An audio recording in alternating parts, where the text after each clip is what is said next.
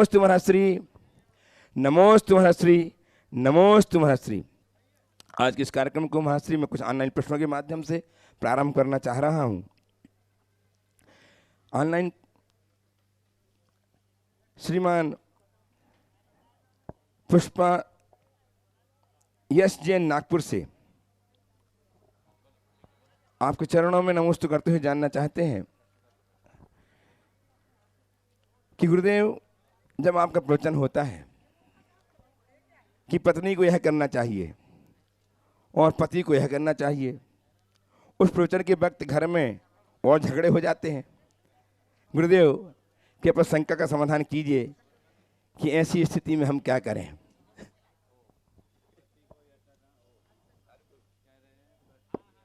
चालू कीजिए। ओ कह रहे हैं, प्रश्न किया है पति को यह करना चाहिए, पत्नी को यह करना चाहिए, तो हमें क्या करना चाहिए, यही पूछा है ना। तो भाई जो इसके लिए जो कहा वो करो, हम क्या कहें। झगड़े होते एक बार ऐसा हुआ, पति पत्नी दोनों आपस में अपने बेटे के लिए झगड़ रहे थे। तो पूछा कि बेटा तू क्या बनेगा। तो बेटा ने कहा मैं वकील बनूंगा। बोले क्यों। बोले आप लोगों को डाइवोर्स का केस मुझे ही देखना होगा। चलिए। गुरुदेव, पुष्पा सुभाष चंद्र जैन सेलू परभणी आपके चरणों में बारंबार नमोस्त करते हुए जानना चाहती हैं कि आराधना का प्रारंभ प्रसन्न चित्त से होता है। हम देव शास्त्र गुरु पर श्रद्धा रखते हैं तो ज्ञान प्राप्त होता है। इस ज्ञान से वैराग की ओर कैसे स्थित रहें और भावना योग से असादा कर्म को कैसे सहें, मार्गदर्शन कीजिएगा। ज्ञान से वैराग्य की ओर कैसे बढ़े, पहला सवाल। और भावना योग से कर्मों को कैसे जीते, असाता कर्म को कैसे जीते।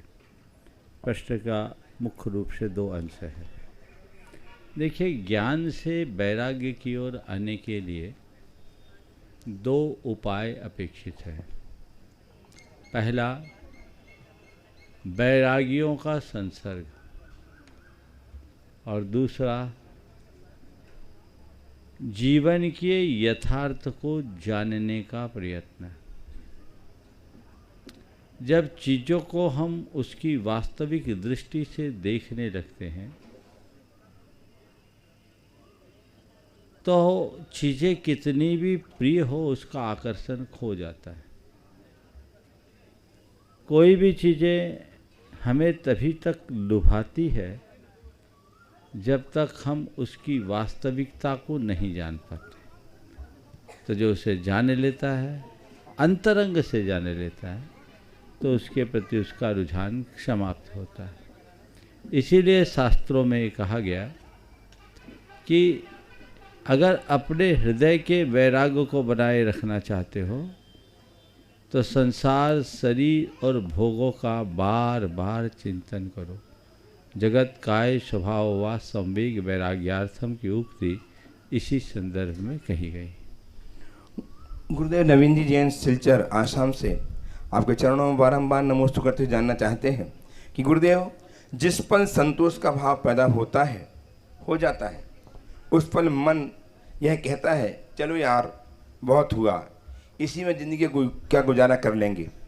ऐसे में ज़िंदगी कभी आगे नहीं बढ़ती। उस अवस्था में कुछ नया करने का, कर पाने का मकसद ही भूल जाते हैं।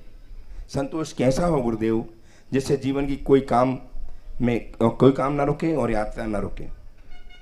देखिए, संतोष को हम लोगों ने जिस तरीके से परिभाषित कर रखा है उससे यही होता है कि कुछ मत करो, हाथ पर हाथ धर कर बैठ जाओ। ये संतोष का पूर्ण रूप नहीं है। संतोष का एक रूप ये है कि कोई भी कर्म करो उसके परिणाम में संतोष रखो। अगर आप कर्म करते समय आकुलित होगे तो सदैव दुखी होगे, और कर्म करने के बाद उसके परिणामों के प्रति संतोष रखोगे तो सदैव प्रसन्न रहोगे। तो संतोष का पहला चरण निष्कर्म बनने की जगह कर्म करना पर उसके परिणामों के प्रति संतोष रखना, संतुष्ट रहना। संतोष का दूसरा लक्षण है अपनी स्थिति से प्रसन्न रहना, संतुष्ट रहना, मन में किसी भी प्रकार की शिकायत न होना। ये संतोष का एक रूप है जो व्यवहारिक जीवन में बहुत जरूरी है। प्रायः लोग संतोष का संबंध केवल धन पैसे तक सीमित कर लेते हैं। निश्चित धन पैसे की तृष्णा पर भी अंकुश अपेक्षित है, पर संतोष केवल धन पैसे के मामले में नहीं, संतोष हर मामले में होना चाहिए। जैसे धन लिप्सा हमारे लिए उलझाती है, वैसे ही यशो लिप्सा भी हमें उलझाती है। अन्य प्रकार का असंतोष भी हमें दुखी करता है। तो कर्म करो, परिणाम के प्रति सहज रहो, यही संतोष का व्यवहारिक अर्थ समझना चाहिए। पहले प्रत्यक्ष लोगों को बुला लो, फिर बाद में बुलाना। ठीक है। उपस्थित ऑनलाइन प्रश्नों को मैं विराम देता हूँ। प्रत्यक्ष लोगों को उपस्थित करने के बाद ही और जो लोग बाद में आए हैं अपना नाम देना चाहते कागज में लिख के मुझे दे दें। उपस्थित हो श्रीमती आशा जी सुरेश जी विनायक के गुणायतन ट्रस्टी हजारीबाग, और तैयार हैं श्रीमान कपूर चंद जी जैन कोटा, कैलाश चंद जी जैन सेवायतन के साथ। नमोस्तु महाराज श्री। महाराज श्री, ऐसा है कि अगर किसी से कोई बात हो जाए और क्लियरिफिकेशन ना हो पाए तो आत्मा उलझी रहती है वर्षों तक। तो आत्मा को भी कष्ट देने ही लगते जब याद आ जाए तो, और सामने वाले से क्लियरिफिकेशन करने के लिए जाओ तो लड़ाई वाली स्थिति हो जाती है। तो इस स्थिति में क्या करें हम लोग? उससे क्लियरिफिकेशन चाहें या फिर आत्मा में वो बात को उलझाते रहते, बहुत वर्षों तक रहते हैं महाराज। दो बातें। पहली बात तो किसी से कोई बात होना, और बात हो तो बात को वहीं ख़त्म करने की कोशिश करें, उसे तुरंत क्लियर करने का प्रयास करें। पर कई बार कम्युनिकेशन गैप की वजह से लोग ऐसा नहीं कर पाते। जब अवसर आ जाए अपनी ओर से सामने वाले के प्रति क्षमा मांगते हुए, क्षमा प्रकट करते हुए, भाई जो हुआ आवेश में हुआ, अज्ञानता में हुआ, हो गया, अब उसे भूल जाएं और हम नवजीवन की शुरुआत करें। यदि ऐसा हो जाए तो मामला का पता छे। पर यदि ऐसा नहीं होता तो उसके लिए एक उपाय, आप परोक्ष रूप से उस व्यक्ति को याद करो और उससे क्षमा मांगो। भाई मुझे क्षमा कर दो, भाई मुझे क्षमा कर दो, भाई मुझे क्षमा कर दो। मैंने एक प्रयोग कराया और आपको सुनकर आश्चर्य होगा। दो भाइयों में संपत्ति को लेकर घोर विवाद, और 15 वर्षों से एक दूसरे से बात भी नहीं करते। मेरे प्रबोधन से एक भाई के हृदय में लगा कि नहीं, महाराज कहते हैं कषाय नहीं होनी चाहिए, ये जन्म जन्मांतरों तक चलेगी तो पता नहीं कितने भवों तक बैर होगा। उसने जब अपनी बात मुझे बताई, मैंने उसे समझाया कि कुछ मत करो, तुम उसकी तस्वीर अपने सामने रखो और रोज उससे क्षमा मांगो। उसने मेरे कथनानुसार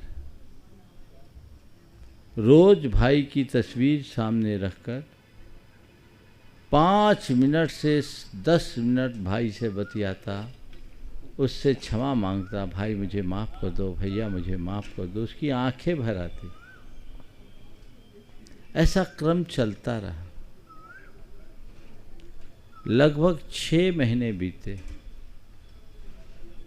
इस मध्य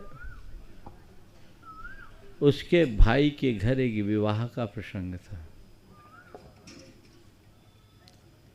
अब ये चाहता था कि मैं भाई के घर जाऊं, पर मन में शंका, पता नहीं भाई मुझे प्रवेश देगा भी या नहीं देगा, ये संकोच मन में था। इधर भाई का हृदय परिवर्तन हुआ। वो उसका एक मित्र, और ऐसा मित्र जिसको छोटा भाई भी बहुत चाहता था, उसके घर बैठा था। लिस्ट बनाई जा रही थी किसे किसे विवाह में बुलाना है। लिस्टों के क्रम में उसने कहा, देखो भाई को बुलाना तो मैं भी चाहता हूँ, पर 15 वर्ष हो गए हैं, मैं कैसे बुलाऊं। वो कोई पहल करता तो मैं सोचता।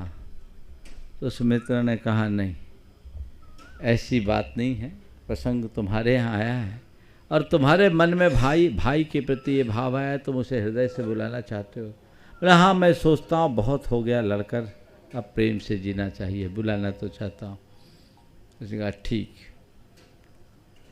मैं तुम्हारे भाई से मिलकर आता हूँ, तुम बुलाने को राजी हो? बोले, हाँ राजी हूँ।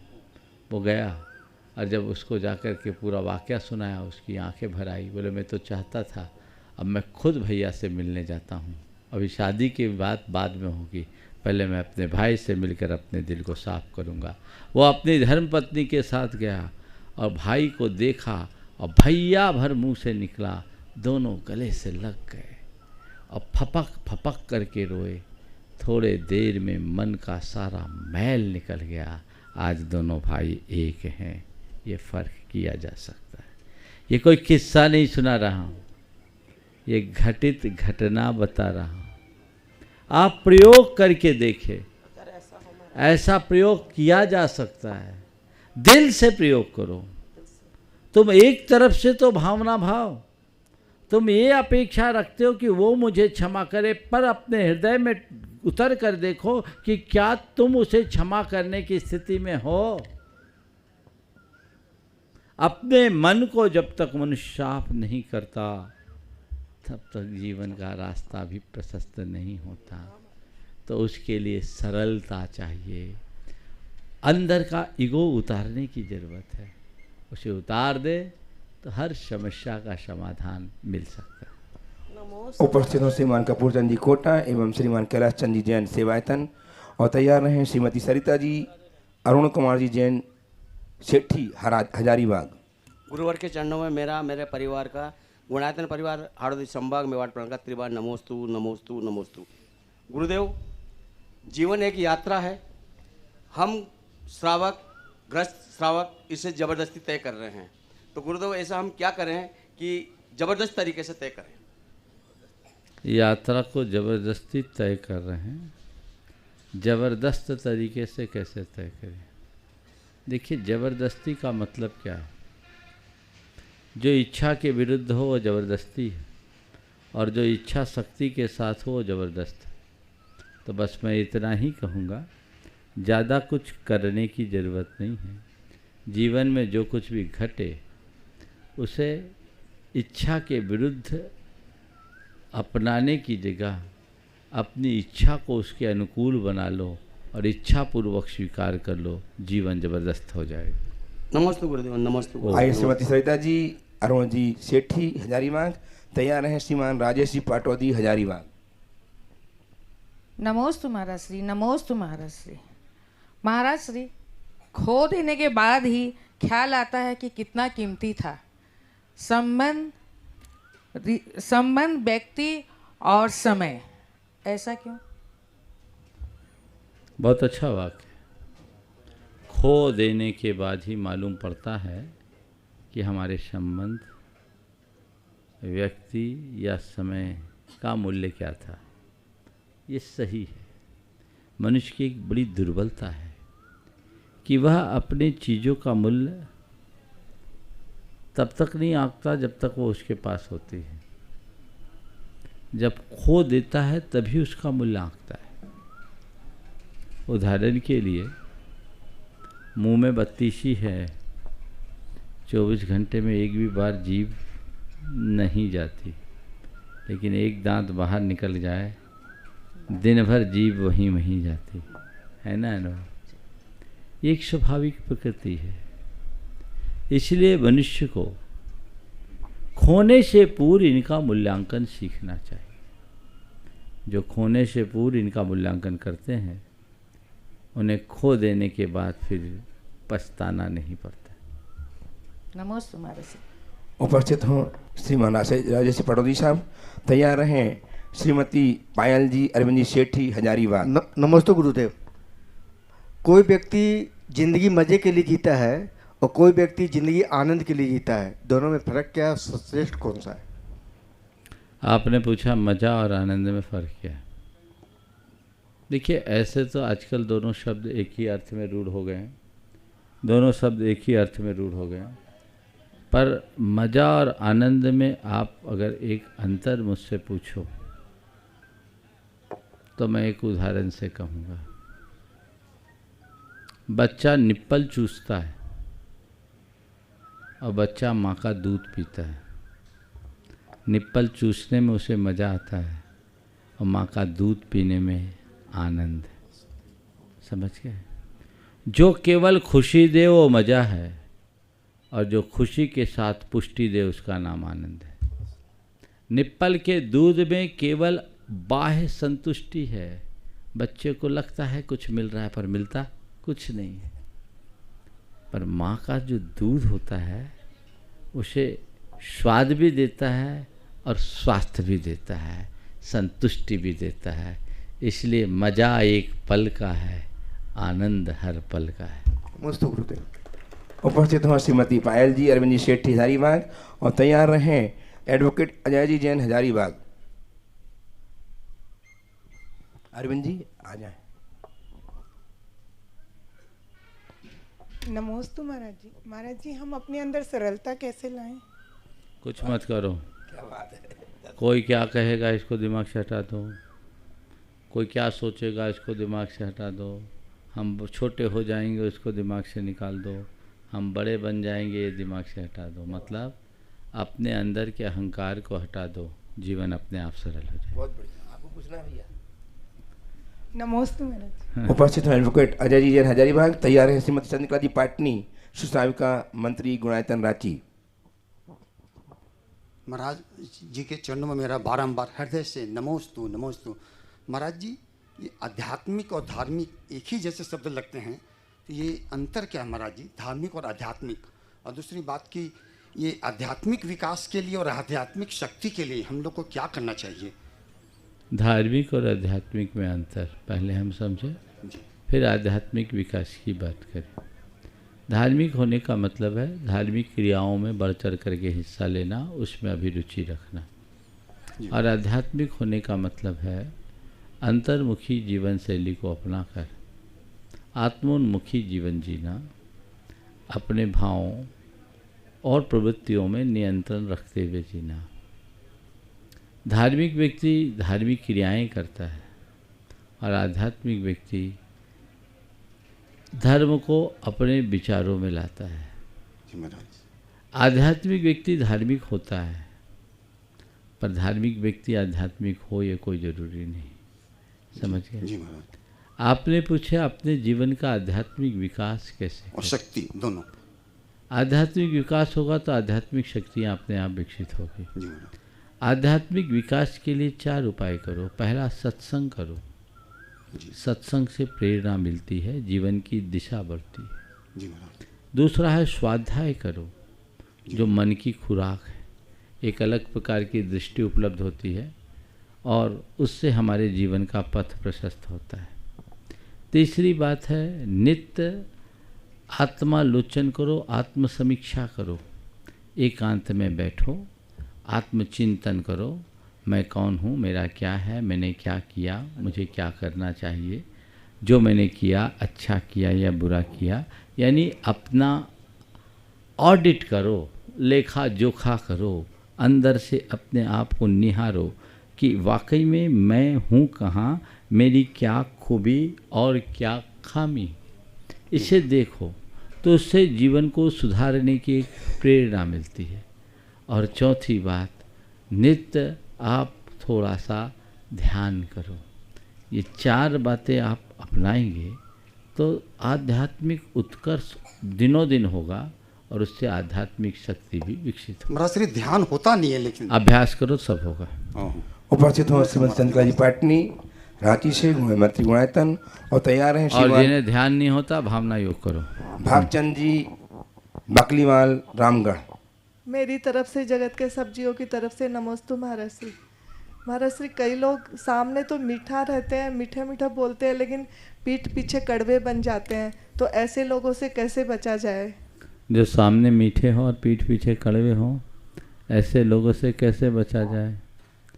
तो मैं तो ऐसे ही कहता हूँ, ऐसे लोगों से बचने के लिए एक सुरक्षित दूरी अपनाओ, उनके सामने खुद भी मीठे बन जाओ और उनकी बात को मधुरता से टाल दो, उनकी मीठी मीठी बातों के प्रभाव में मत आओ। जो व्यक्ति हर किसी की मीठी बातों के प्रभाव में आ जाते हैं, उनके जीवन में अनेक प्रकार के खोटे परिणाम घट जाते हैं, इसलिए उसके प्रति उसे खुद सजग रहने की आवश्यकता है। उपस्थित हो रामगढ़ कैंट से श्रीमान भागचंद जी बाकलीवाल और तैयार हैं श्रीमती संगीता जी अनिल जी सेठी पुत्र अमन के साथ हजारीबाग उपाध्यक्ष गुणायतन। नमस्ते गुरुदेव। मेरा ये सवाल है कि तैयार रहेंगे वैशाख जी टोंगे, विकास जी टोंगे तैयार रहेंगे। मेरा ये सवाल है कि साधन और साधना में क्या फर्क है? साधन और साधना में क्या फर्क है? साधन वो जो बाहर से जुटाए और साधन वो जो हमें आलंबन दे और साधना वो जो हमें मजबूत बनाए। साधन का मतलब है बैसाखी लेके चलना और साधना का मतलब है पाँवों के बल दौड़ना। समझ गए? चलिए। विकास जी टोंगे से उपस्थित हो हजारीबाग से तैयार हैं श्रीमान बलराम सिंह जी जो श्री राधा कृष्ण ग्लोबल स्कूल के प्राचार्य हैं, जिन्होंने बड़ी प्रफुल्लता के साथ अपने स्कूल को आज यहाँ स्थान दिया है। हम सबके लिए तालियों का अभिनंदन कीजिएगा। इनका बहुत प्रसन्नता के साथ इन्होंने अपने स्कूल को हमें प्रदान किया है। हम इनका सम्मान करते हैं, अभिनंदन करते हैं। तैयार रहेंगे अपने प्रश्न के लिए। नमोस्तु नमोस्तु नमोस्तु महाराज जी। महाराज जी, मैं अभी नया नया धर्म से जुड़ा हूँ और मेरी भावना पूजा, अभिषेक, गुरु भक्ति, गुरु पूजा में, स्वाध्याय में लगा रहता है। लेकिन कुछ लोगों का कहना है कि अगर ये क्रियाएं 10-15 दिन छूट जाएगी तो फिर तुम नहीं करोगे। मैं ऐसे क्या करूं कि जीवन पर्यंत मेरा ये भाव बना रहे? बिल्कुल ऐसे लोगों की बातों को एक चुनौती के रूप में लो और स्वीकार करो कि ठीक है, तुमने कहा 10-15 दिन छूट जाए तो कभी नहीं करोगे, तो पहली बात तो मैं छोड़ूंगा नहीं, और यदि कुछ कदाचित छूट जाए तो फिर से जुट के दिखा दूंगा और तुम्हारी धारणा को अपवाद साबित कर दूंगा। नमस्ते महाराज। अभिनंदन करते हैं श्रीमान बलराम सिंह जी का। उपस्थित हों, अपने स्थान में खड़े हो जाएं, गुरुदेव चरण का अभिनंदन करें। बलराम सिंह जी सारा प्रचार नहीं है। अरे नाम देके गए है क्या? नहीं, चलिए चलो। श्रीमान कल्लू जी छावड़ा हजारीबाग उपस्थित हों। तैयार हैं श्रीमान प्रमोद जी खंडेलवाल हजारीबाग पत्रकार। ओम।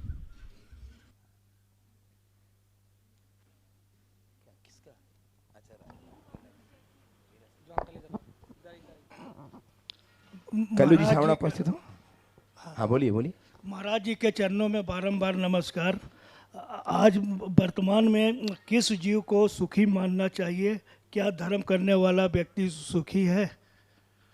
किस जीव को सुखी मानना चाहिए? क्या धर्म करने वाला सुखी है? तो मैं पूछूंगा, क्या धर्म करने वाला दुखी है? सुनो,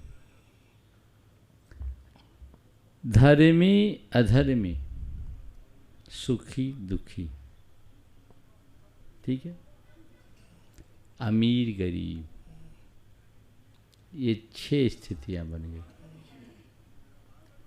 धर्मी अधर्मी, सुखी दुखी, अमीर गरीब। हम लोगों की जो धारणा है ना, थोड़ी गड़बड़ है।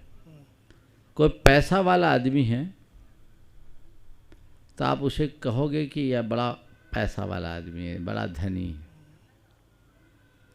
कोई धर्मी आदमी दिखेगा तो आप उसके बारे में चर्चा करते हुए कहोगे ये बड़ा धर्मात्मा है, पर आप ये नहीं कहोगे कि ये बड़ा सुखी है। कहते हो क्या? किसी धर्मात्मा का परिचय देते समय आप यही कहते हो ये बड़ा धर्मात्मा है, ये नहीं कहते कि ये बड़ा सुखी है।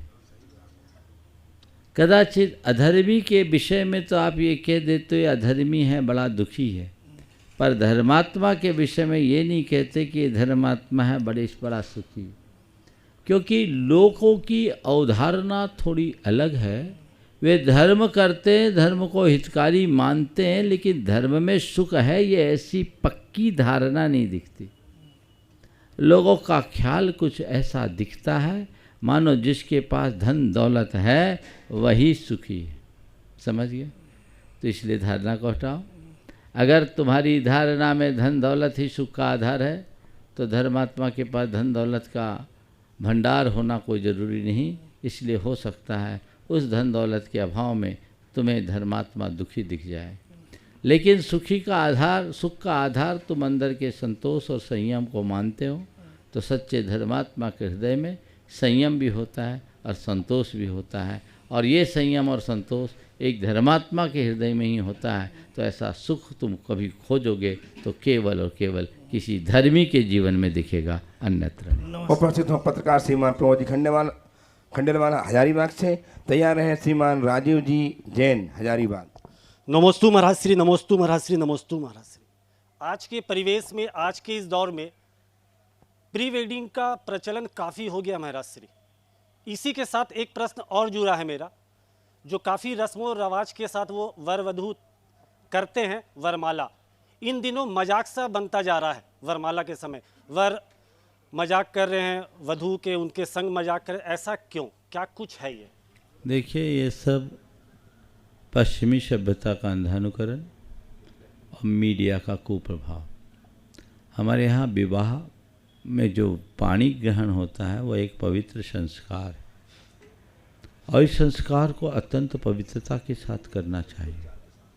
मंत्रोच्चार पूर्वक अग्नि की साक्षी में होने वाली क्रिया के साथ इस तरह का मजाक होना पूरे जीवन का मजा खराब करने में निमित्त बन सकता है। इसलिए इन बातों को बहुत गंभीरता से देखना चाहिए और इस तरह का हल्कापन कभी भी प्रदर्शित नहीं करना चाहिए। पर लोग आज अंधानुकरण करने लगे हैं, और सबसे बड़ी विडंबना तो ये है कि ऐसे आयोजनों में सम्मिलित होने वाले लोग भी मूक दर्शक बनकर रह जाते हैं, बल्कि अब तो लोग उल्टा प्रोत्साहित करने लगे हैं। और जब इस तरह का अंधानुकरण चलता रहेगा तो हमारी परंपराएं छिन्न भिन्न होगी और संस्कृति का विलोप सुनिश्चित होगा। नमोस्तु महाराज श्री। आइए श्रीमान राजीव जी जैन हजारीबाग से। तैयार हैं श्रीमती बबीता जी विनायका। नमोस्तु महाराज श्री, नमोस्तु नमोस्तु महाराज श्री। मेरा प्रश्न है कि आज के परिवेश में मन का स्वस्थ रहना बहुत ज़रूरी है, और मन स्वस्थ तभी रहेगा जब तन स्वस्थ रहेगा, और तन स्वस्थ रखने के लिए आज के दिन में धन का स्वस्थ रहना बहुत ज़रूरी है। तो मन, तन और स्वस्थ तीनों को स्वस्थ रखने के लिए कैसे सामंजस्य बैठाए, कृपया मार्गदर्शन दें। तुमने मन को तन से और तन को धन से जोड़ दिया। देखो, मेरा तन तुम्हें स्वस्थ दिखता है कि नहीं? एकदम वैसे। मन भी स्वस्थ दिखता है कि नहीं? वैसे। और आत्मा मस्त दिखती है कि बहुत ज़्यादा। पर धन है क्या? नहीं। फिर गृहस्थ जीवन में तो महाराज से ये जरूरी है। अभी तो तुमने गृहस्थ की बात नहीं की थी जी। सुनो, धन जीवन के लिए एक साधन है। धन से भोजन मिलता है, भोजन से शरीर का स्वास्थ्य, और शरीर के स्वस्थ रहने से मन में स्वास्थ्य। तो ये देखो, धन जुटाओ, पर कितना खाने के लिए कमा लो, कोई दिक्कत नहीं। जीने के लिए कमा लो, कोई दिक्कत नहीं। पर कमाने के लिए जीना कब तक? देखो, ज़रूरत के लिए कमा रहे हो या कमाने के लिए कमा रहे हो। जो ज़रूरत के लिए कमाता है वो शरीर से भी स्वस्थ रहता है, मन से भी। लेकिन कमाना ही जिनकी ज़रूरत बन जाती है, उसका तन मन सब विकृत हो जाता है। आज लोग ऐसे ही बेहाल हो रहे हैं, इसकी तरफ ध्यान रखना चाहिए। आइए श्रीमती बबीता जी विनायका हजारीबाग से। तैयार हैं सुनील जी नीलू जी सेठी हजारीबाग से ही। सुनील जी, नीलू जी तैयार हैं, बोलिए बोलिए बोलिए। नमोस्तु महाराज जी, नमोस्तु महाराज जी, नमोस्तु। हर नया कर्म करते समय मन में पहले शंका उत्पन्न होती है और उसके साथ बाद में भी भय उत्पन्न होता है। ऐसा क्यों? ये हमारे मन की दुर्बलता है, जिनका मनोबल कमज़ोर होता है, जिनके अंदर नकारात्मकता होती है, उनके मन में शंका और फिर शंका के बाद भय। इससे बचना है तो अपने आत्मविश्वास को जगाओ, इच्छा शक्ति को प्रबल करो, मनोबल ऊंचा रखो। कोई भी काम करना होगा, विश्वास जागेगा, दृढ़ता आएगी, भय दूर भागेगा। नमस्ते महाराज जी। नीलू जी, सुनील जी सेठी उपस्थित हैं हजारीबाग से। तैयार हैं श्रीमान अजय जी छावड़ा।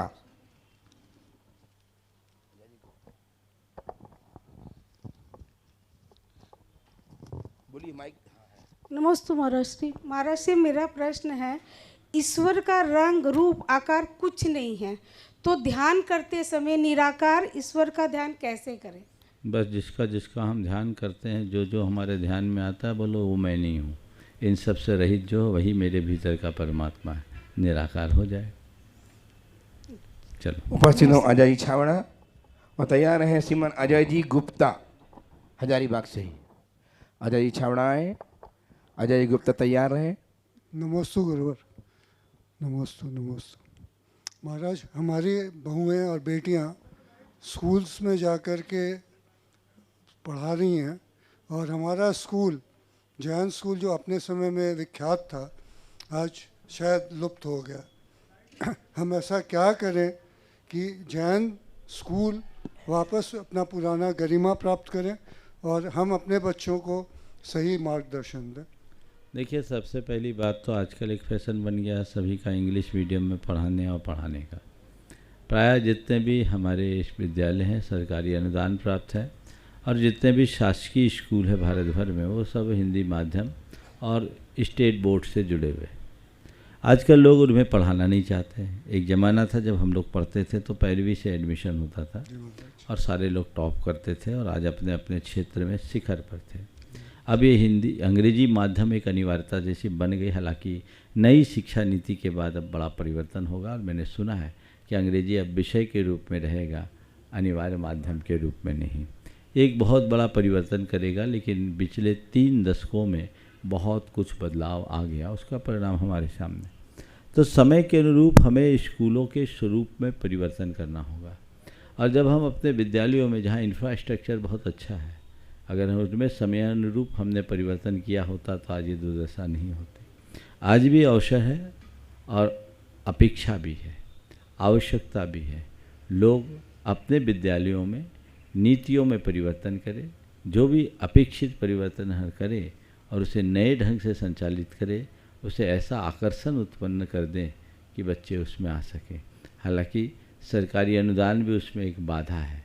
शिक्षक भी अब आपके नियंत्रण में नहीं है, प्रायः सरकार का ही उसमें हस्तक्षेप है। तो इन सब बातों की समीक्षा होनी चाहिए और देश भर के जितने भी विद्यालय हैं उनके संचालकों की एक बृहद स्तरीय बैठक होकर इस पर मंथन करना चाहिए और रास्ता निकालना चाहिए। आज भी जैन समाज अनुपाततः जितने शिक्षण संस्थानों को चला रही है वो बहुत अधिक है। हजारों विद्यालय होंगे पूरे देश में जैनियों के द्वारा। जहाँ 50 परिवार भी जैनियों के रहे हैं वहाँ विद्यालय हैं। बहुत जगह आज भी चल रहे हैं और बहुतों का हाल वही है कि जहाँ चल तो रहे हैं पर बच्चे नगण्य हैं। अगर ये सब मिलजुल कर के प्रयास करें तो आज भी शिक्षा के स्तर में बहुत बड़ा बदलाव घटित किया जा सकता है। उपस्थित हों श्रीमान अजय जी गुप्ता साहब और तैयार रहें श्रीमती रीना जी, संजय जी मिहिजाम। अजय अजय जी का कोई सवाल है? नहीं है सवाल या निवेदन, भावना, जो कुछ भी है कर दें। आइए बोलिए। मेरा एक बहुत दिनों से यह जैसे मन में विचार आता है कि जो हम गुलामी का जंजीर पहने हुए हैं, आज वो जंजीर ओढ़ना में बदल गया है। ये जो है सो हिंदी प्रचार का जो है सो माध्यम कब बनेगा, कैसे बनेगा, जिससे गांव और शहर नीचे लोग का उत्थान तो सोचते हैं लेकिन वही लोग उनको शोषण करते हैं।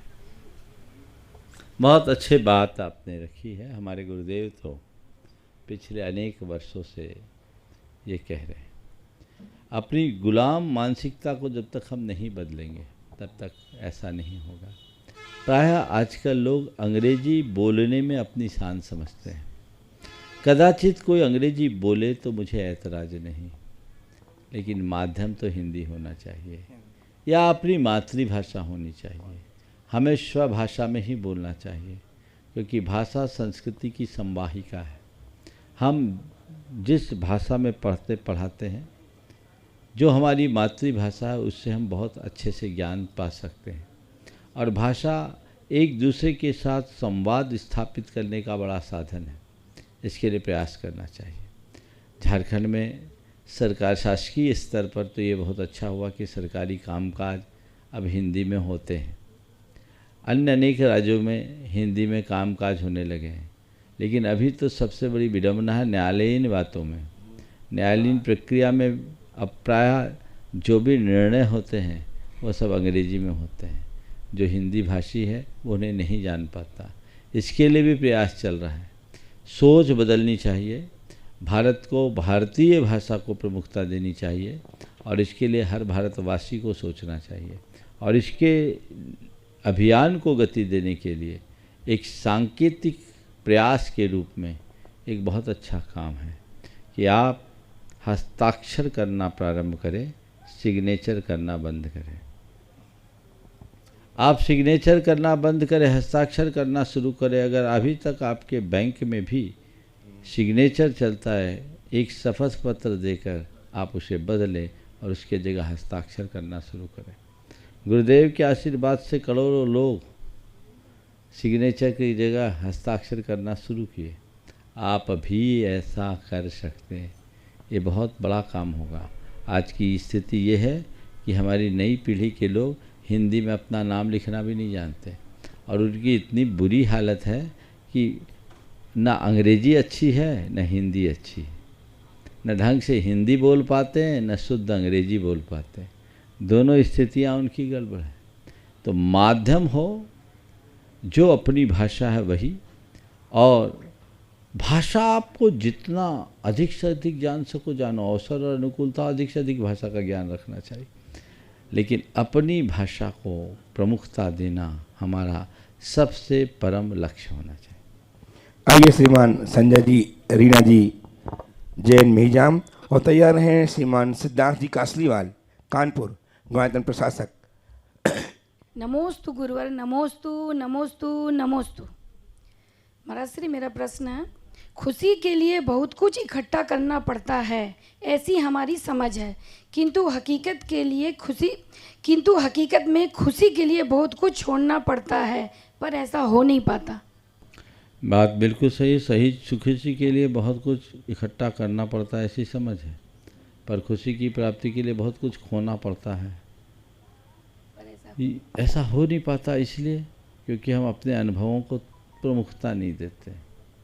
ध्यान रखो, हमने इकट्ठा करके जितना पाया है, खुशी पाई है, अगर अपने अतीत के अनुभवों को देखोगे तो खो करके पाई जाने वाली खुशी उससे कई गुनी है। और अपने अतीत के अनुभवों को आधार बनाकर जो चलता है उसकी दृष्टि बदल जाती है और वो इकट्ठा करने की जगह खोने के लिए राजी हो जाता है। नमोस्तु। संजय, हाँ पूछिए। नमोस्तु महाराज जी, नमोस्तु नमोस्तु नमोस्तु। क्या कमा कर लाए थे जो ये जीवन मिला, अब क्या कमाना है जिससे ये जीवन सफल हो, सार्थक हो? बहुत बढ़िया। क्या कमा कर लाए थे जो जीवन मिला और क्या कमाना है जिससे जीवन सफल सार्थक हो?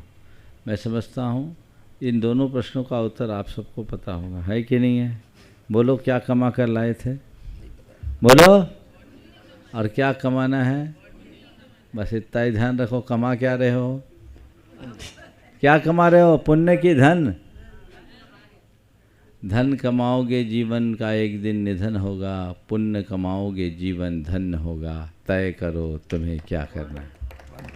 नमस्ते।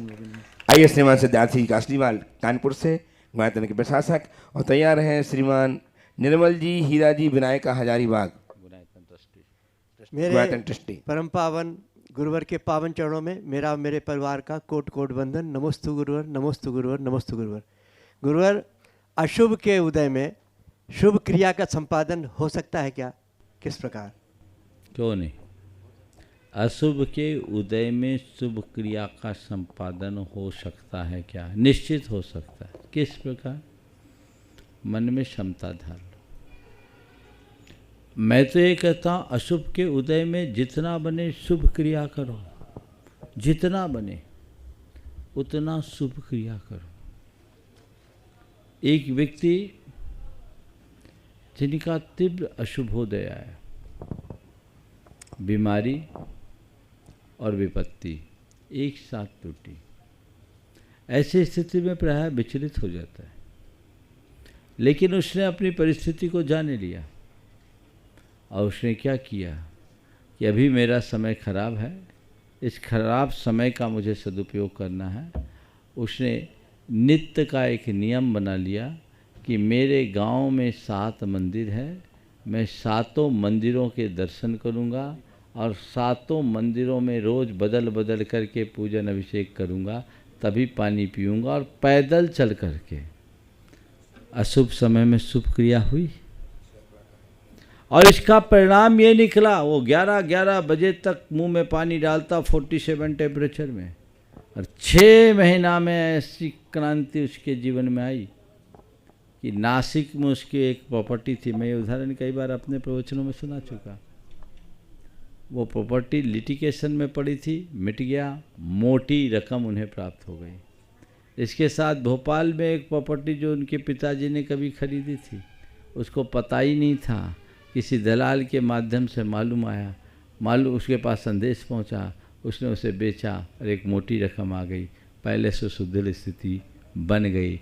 अर्थात अशुभ समय में यदि शुभ क्रिया करोगे तो तुम्हारा अशुभ समय जरूर टलेगा और जीवन का शुभोदय होगा।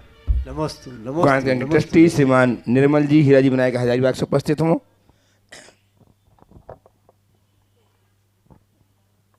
महाराज जी के चरणों में नमोस्तु नमोस्तु नमोस्तु। महाराज जी, मेरा एक ज्वलंत प्रश्न है कि जिस तरह से विजाति दूसरी जातियों में समाज की लड़कियां जा रही हैं और दूसरे जात की लड़कियां हमारे समाज में आ रही हैं, तो इससे हमारे संस्कार, जैन धर्म की संस्कृति बहुत प्रभावित हो रही है। इस पर आप अपना फोकस करें। देखिए, ये एक बहुत बड़ी समस्या बन गई। एक कुछ तो लव मैरिज के कारण हो रहा है, कुछ लोगों को करना पड़ रहा है। आज हमारी समाज में एक गलत परंपरा विकसित हो गई। छोटी जगह में बेटियां आना नहीं चाहती। अच्छा खासा कारोबार, करोड़ों का व्यापार, और उसके बावजूद 35-35, 38-38 साल के बच्चों को कोई लड़की नहीं मिल रही। अब ऐसे लोगों के सामने एक बड़ी समस्या है, कुंवारा कब तक रहेगा। मैं उनके लिए क्या बोलूं। आज छोटे छोटे गांवों में ऐसी स्थितियां बन रही। इसके दूरगामी परिणाम भयानक हो सकते हैं, इसमें कोई संशय नहीं। इसके उपाय को देखना। पहली बात, विधर्म विवाह की तरफ कोई उत्साहित न हो, इसके लिए हम अपने बच्चों को बचपन से तैयार करें। दूसरी बात, यदि कोई कर ले तो उनका बहिष्कार न करके हम उनका संस्कार करें। प्रायः हम बहिष्कार कर देते हैं तो लोग हमसे टूट जाते हैं, हमें उनका संस्कार करना चाहिए। तीसरी बात, अपनी मानसिकता बदले, हम अपनी बेटियों को छोटी जगह भेजने के लिए भी तैयार करें। आजकल बेटियां या बेटियों की मम्मियां जल्दी से तैयारी नहीं होती। ज़्यादातर तो सबको मेट्रोपॉलिटन सिटी चाहिए, बाकी जगह क्या होगा। ये नखरे समाज को रसातल में पहुंचाने वाले। और अगर सब बड़े बड़े शहरों में ही बस जाएंगे तो छोटे गांवों और शहरों का क्या होगा। क्या व्यवहारिक रूप से ये संभव है कि भारत के 10-5 शहरों में ही पूरी आबादी सिमट कर रह सके। वहाँ तो सांस लेने में भी घुटन होती है। तो लोगों में जागरूकता होनी चाहिए। आज की बेटियां खोटी जगह जाने के लिए तैयार है, छोटी जगह नहीं। उनकी मानसिकता बदलनी चाहिए। और मुझे तो लगता है ये रूढ़िवादी कैसे बन गए। आज बड़े और छोटे शहर में सुविधाओं का कोई अभाव नहीं, और हर छोटे से छोटे शहर से किसी महानगर में जाने में आपको आज 2-3 घंटे में आराम से पहुंच सकते हैं।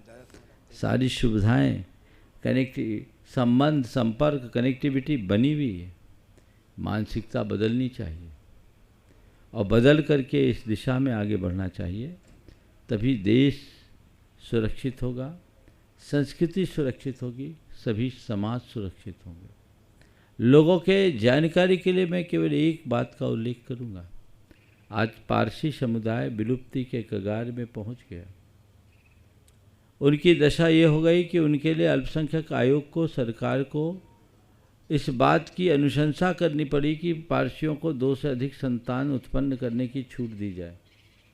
पारसी समुदाय विलुप्ति की कगार में है, कल आप भी वहाँ न पहुँच जाए। उसकी मूल वजह विधर्म विवाह है। ये प्रोत्साहित करने योग्य नहीं है। अगर कहीं हमारे यहाँ वर्ण लाभ की व्यवस्था दी गई है, वर्ण शंकर की नहीं। हम वर्ण शंकर की तरफ बढ़ रहे हैं, जो बहुत भयावह है। हमें वर्ण लाभ की तरफ दृष्टि होनी चाहिए और इस मानसिकता को बदलनी चाहिए। मैं अभी जब उत्तर प्रदेश में था, बिहार के क्रम में, तो कुछ गाँवों में गया। इलाहाबाद, वाराणसी के आसपास के गांव हैं, मझमा, चंपाहा, सराय, अकील आदि। वहाँ जायसवाल जैनों के परिवार हैं, छोटे छोटे गांव। मैंने उनसे एक बात पूछी कि तुम लोग अपना बेटी विवाह कैसे करते हो? बोले महाराज हमने तो नियम बना लिया, जो हमको बेटी देगा हम उसको ही बेटी देंगे। संतुलित है। आप भी ऐसा कर सकते हैं, लेकिन आप अपने बेटे के लिए तो चाहते हैं हमारे लिए कोई अच्छी लड़की आ जाए, पर बेटी के लिए मेरी बेटी तो बड़ा शहर ही खोजेगी। और नखरा मालूम, कोलकाता में भी लोग बोलते हैं कोलकाता में जाए तो साउथ कोलकाता, चौरंगी चाहिए, डफसन और हावड़ा, और दूसरी जगह भी नहीं पोषाता। ये जो मानसिकता बन गई है, ये बहुत विकृत मानसिकता है। इसके परिणाम बहुत गंभीर और भयावह हो सकते हैं। इनके प्रति समय रहते सजग होने की आवश्यकता है। नमस्ते गुरुदेव। अंतिम ऑनलाइन प्रश्न अनुज जैन, सवाई माधोपुर, राजस्थान। और कोई है पूछने वाला तो बुला लो कोई। आपके चरणों में बारंबार अगर किसी को पूछना है तो हाथ उठा दो। हाँ बोलो। नमस्ते करते जानना चाहते हैं कि गुरुदेव क्या हम अपनी बेटी की तरफ से भावना योग कर सकते हैं? क्या वह एक्चुअली वह विकलांग है, 90% हैंडीकैप्ड है, वह बोल भी नहीं सकती, इसलिए हम भावना योग कर सकते हैं क्या? और भावना योग का टाइम कब करना चाहिए? देखिए, भावना योग मुख्यतः स्व के लिए है, पर किसी दूसरों के लिए आप अच्छी भावना पाएँ तो कुछ ना कुछ उसका सकारात्मक परिणाम निकल सकता है। इसलिए भाने की कोशिश कीजिए। सुबह का समय सबसे उत्तम है, बाकी अपनी अनुकूलता अनुसार। हाँ बोलो, अपना नाम बोल दो। मैं पूरन बेदिया रांची से। परम पूज्य मुनि श्री प्रमाण सागर महाराज, नमस्ते नमस्ते नमस्ते। मेरा प्रश्न यह है महाराज जी, चौका लगने पर भी बहुत दिनों बाद यदि मुनिराज का आहार ना हो तो अपने भावों को कैसे संभालें? चौका लगने के बाद भी यदि आहार ना हो तो भावों को कैसे संभालें? उस समय ये सोचो कि मैं कितना भाग्यशाली हूँ कि साधु का समागम पाकर चौका लगा रहा हूँ। वे लोग भाग्यहीन हैं जो साधु को आया देखने के बाद भी चौका नहीं लगा रहे हैं या नहीं लगा पा रहे हैं। अपने आप को भाग्यशाली मानो कि तुम्हें देने का भाव हुआ है, और फिर ये सोचो कि इस निमित्त से मैं शुद्ध तो भोजन कर रहा हूँ और मैं अपने यहाँ नहीं दे पा रहा हूँ तो कोई बात नहीं, कृत कारित अनुमोदना तो कर रहा हूँ, अपना द्रव्य तो दूसरे को दे रहा हूँ, और साधु नहीं आ पा रहे तो और दूसरे को तो जिमा पा रहा हूँ। ऐसा सकारात्मक सोचोगे तो भाव स्थिर बना रहेगा, और उल्टा सोचोगे तो उलट फेर ही चलती रहेगी। आज के सत्य को परम पूज्य गुरुदेव के चरणों में नमन अर्पित करते हुए यहीं पर विराम। बोलिए परम पूज्य आचार्य गुरुवर श्री विद्यासागर जी महाराज की जय।